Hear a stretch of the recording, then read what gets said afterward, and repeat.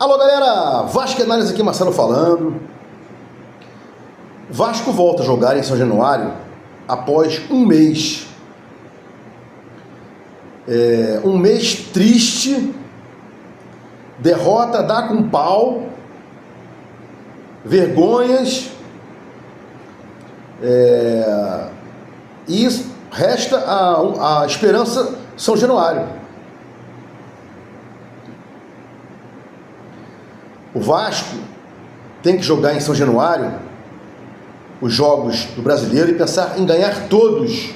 Óbvio que não vai ganhar, mas o maior número de jogos para ganhar, e quando não der para ganhar, pontuar. 46 pontos.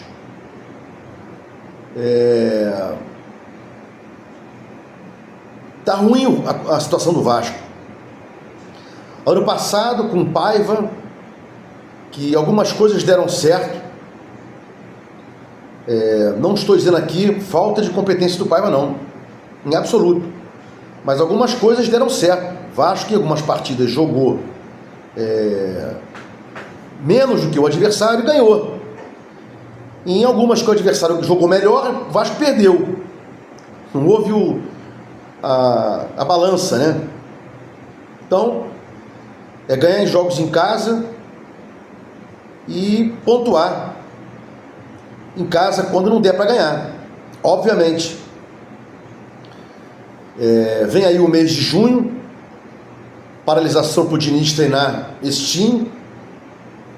Aí eu pergunto a vocês, o comentário, seria melhor que o Vasco já ficasse de junho em diante sem outras competições além do Brasileiro?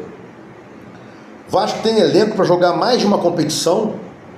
Vasco tem elenco para jogar 3 competições. Complicado, hein? Vasco joga 5 vezes em casa agora, né? Claro que o Maracanã eu vou colocar entre aspas, mas eu acho que é a casa do Vasco. O próprio Flamengo falou isso, o próprio Fluminense. Eles disseram isso aí, né? Quando chamaram o Vasco para fazer uma composição. Não, vem jogar aqui, pô, casa de vocês. E como eu não sou aquele imbecil que briga, né? Respeita as instituições, acho que não é porque o consórcio está com o Flamengo e o Fluminense que o Vasco não pode considerar-se sua casa quando for jogar lá, pela quantidade de torcedores que coloca, né? Consórcio do Flamengo e do Fluminense. Mas quando o Vasco vai jogar no Maracanã, faz do Maracanã a sua casa, pronto. A colocação é essa. O Vasco faz do Maracanã a sua casa. Então o Vasco joga agora contra o Fortaleza, que vinha malzão. Aí goleou Colo-Colo, goleou o Juventude, o pessoal já começou a falar isso, falar aquilo. Vinha mal. 7, 8 jogos sem vencer. Depois do Fortaleza em casa, São Januário joga com o Operário em casa, pela Copa do Brasil. Já fiz a pergunta, seria melhor continuar? Seria melhor parar? Acho que por enquanto melhor seguir, né? Contra o Operário, em casa. Depois vai jogar contra o Fluminense, fazendo do Maracanã sua casa, mesmo estando aí cedida, mesmo estando em concessão, né?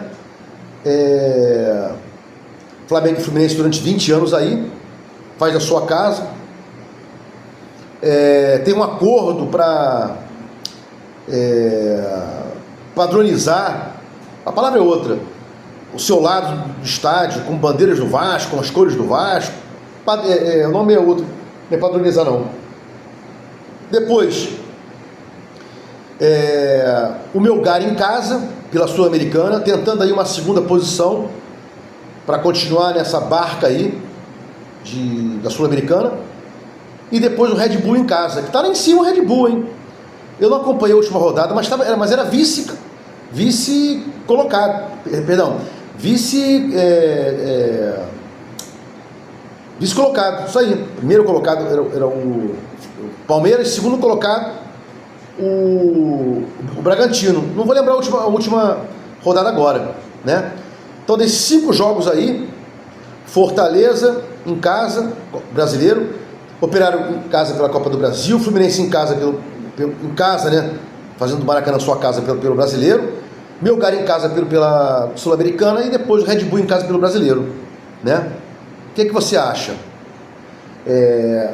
Tem um inscrito meu que falou assim: o Vasco poderia seguir o Fluminense, colocar aí reservas.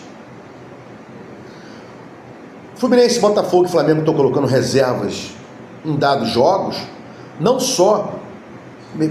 porque o elenco é fragilizado, que eles pensam no brasileiro, até porque o Botafogo está um pouco mais para baixo, mas Fluminense e Flamengo estão lá em cima, porque já estão de olho no Super Mundial. Fluminense, Flamengo e Botafogo já estão de olho, né, poupando jogadores para o Super Mundial, e com merecimento, né? O Botafogo é o último campeão, depois o Fluminense, depois o Flamengo, é isso aí, né? E volto a perguntar aqui para os senhores: Diniz, um mês, junho inteiro, depois dessas 5 partidas em casa, vem o mês de junho, sem competição alguma, só com uma, qual? Sul-Americana, Copa do Brasil, as duas, né? O Vasco tem elenco para 2 competições. O Vasco tem elenco, tem time para um jogo e um tempo desse jogo. O próprio Diniz ontem confessou isso. O Vasco no primeiro tempo joga bem, as ideias são mantidas, e no segundo tempo não tem como manter as ideias treinadas com o time titular, porque acaba o vigor, preparo físico. Então ele tem que fazer as trocas e sabe que jogadores que fazem as funções A e B, ou funções A, outros a função B, não vão ser as mesmas feitas pelos reservas.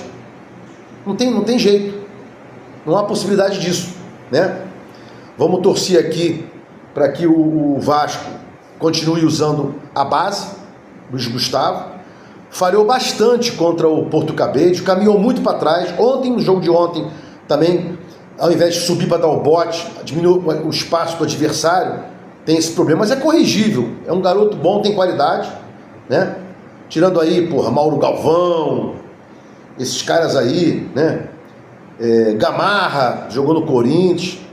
O resto vai falhar e vai falhar muito, né? Gamarra que não fazia falta, Mauro Galvão que não perdia uma disputa, mesmo sendo mais fraco e menor do que muitos atacantes, né? Então, quero a sua opinião aí, né? Se o Vasco tem que manter o que fez no primeiro tempo, marcação alta, toque de bola, ou tentar ir uma variação para uma linha média, com transições rápidas. Eu sei que o Diniz não joga assim, pode até haver uma variação, mas ele joga mais com um jogo apoiado, né? Mas vamos torcer aí, como sempre, aqui é Vasco da Gama, até no fim do mundo. Se gostou dos comentários, inscreva no meu canal Vasco Análise, dá um like para mostrar o YouTube engajamento, sininho para mostrar o YouTube que você quer receber meus vídeos quando forem ao ar. Vasco Análise, fique com Deus e até o próximo vídeo.